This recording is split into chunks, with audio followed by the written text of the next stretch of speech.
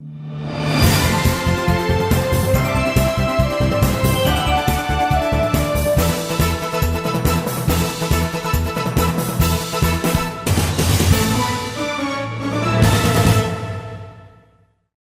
my friends. Welcome to the show, Jack Chow on East West with G&E TV. 2 weeks ago, there was an incident that happened at the UC Santa Barbara. Well, for some time, it was, the comments and the news and everything, the feedback were crowded.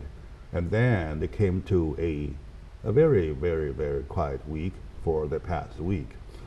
At this show, though, from this perspective, from our point of view, we don't want to take it easy because something bloody happened, bloody enough that to cause you to think differently, to think in the profound way to find out what exactly happened with this case and what does this case indicate that our problems, there are corners, I call it the forgotten corners, or facts that we should be aware of, right? So, and of course, it's education related, starting from childhood when this guy was 8 years old, things started to show up, and all the way until 22, well, it takes 14 years for people to realize that this is so bad, right?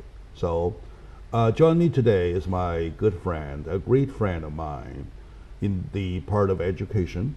He's been heavily involved in education, not only practice but research, and he's doing his own pilot school in China, which has been running for 3 years already, right? Yes, that's true. And tested to be successfully by combining the curriculums and concept and assessment methods, everything from United States and China into one.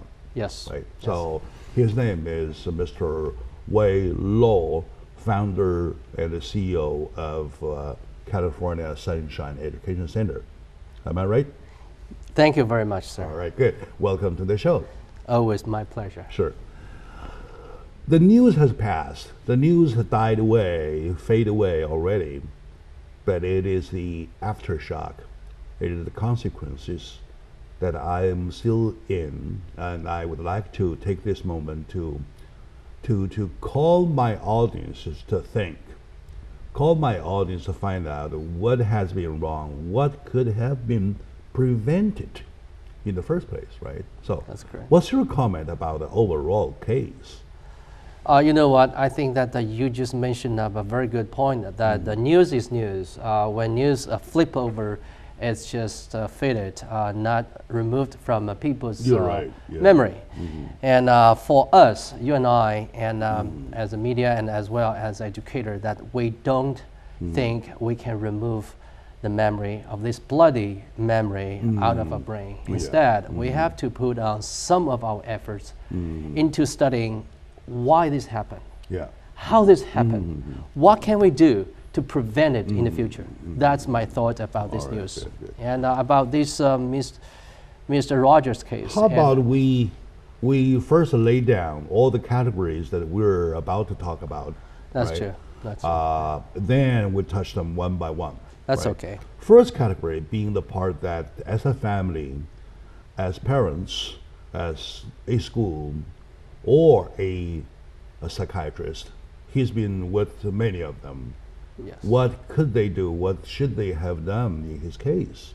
I think that if we look back his case, starting from the birth of his life, that we had a lot of things to do. However, for some reason, although family, society, friends, medical field, psychiatrists, family, friends, all have put on effort to try to save this case, especially the mother, desperate mother and father, in the last 3 months, trying to find out, first of all, where their son is and was, and also what he's trying to do, and also reported to the police and trying to find it out to stop of his crazy things being happening.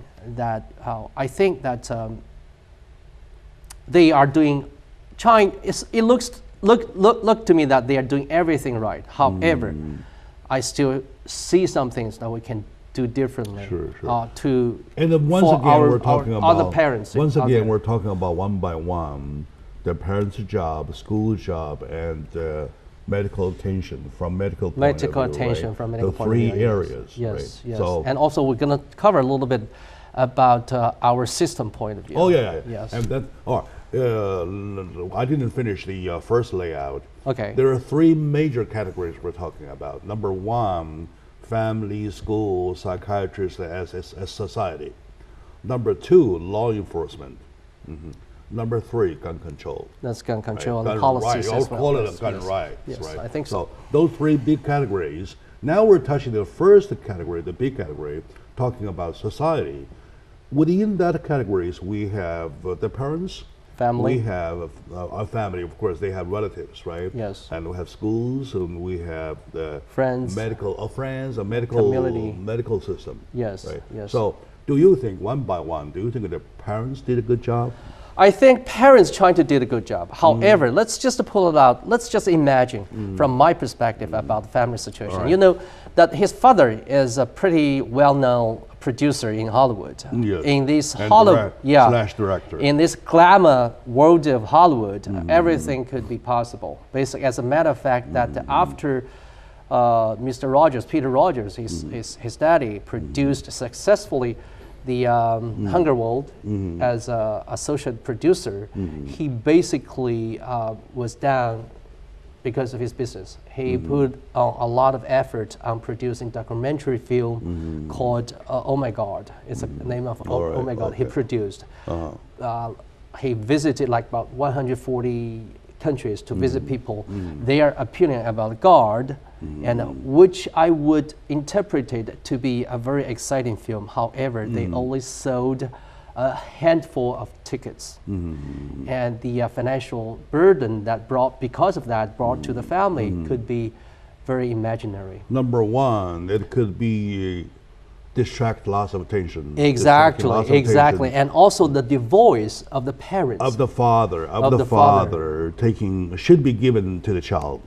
And right? At this moment, I believe that some of the tension, some of the attention that the boy deserved to was just ignored. And that is one part of it. Was he divorced? Yes, they divorced. He was divorced? Yeah, he divorced his mother. I didn't know Miss that. Chen. Yeah, Miss He was Lee Chen. divorced, yeah. Yeah, basically his mother was a nurse. The mother has the custody. Mother has the custody. No, his adult kids already. His adults are kids already. The divorce case was. He was basically I believe he was out of the picture of the in terms of the right of custody. In the divorce case. So was the parent divorced? I mean, had the parents been divorced between 18 and 22? I think when he so. was? Yeah, I think so. I need to figure it out. That. I see. Yeah, I see. need. Okay. Yeah. All right. But one thing for sure, the busy workloads. Because it works out of parents. And the financial burden. Has distracted father's attention that should be given to the child. That is correct. That's right. trying to. And those guys who. Thank you for your summary. Yeah, those of you who are trying to divorce though. Well, I have no problem with divorce, because. Yeah, that's a very common. One thing for sure, you have to make sure your child is not. It still reserves the affected. attention. Yeah, it doesn't matter how busy, how crazy you guys are, and how the case is ugly, but your kids definitely deserve the attention they should. Of course.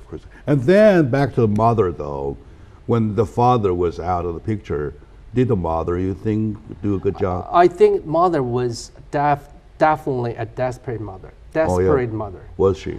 Before the disaster occurred, about 1 or 2 weeks, mother just crazily, desperately calling everybody, trying to find out where his son was. I see. He couldn't. She couldn't.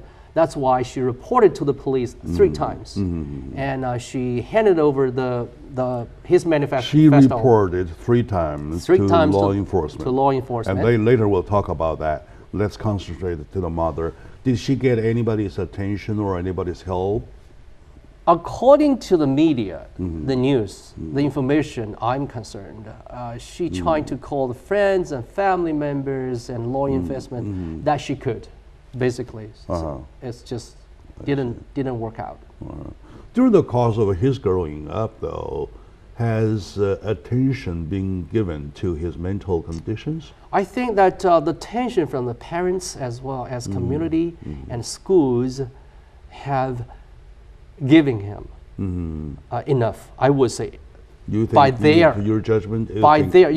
As far as the reported media information, that the intention has been, I would say, at the level of due diligence level. I mean that may not be overwhelming, may not be that productive, effective, but they have everyone trying to do a good job. I heard that this guy has been transferring schools from schools after schools. Yeah, if you according to the media, that if you take a look at his his adolescents and teenager pictures, school pictures, basically he has been transferred from school to school within his community and neighborhood, and every time it seems to be that Mr. Roger, I mean the junior, had a problem to involved into the school community and the student environment.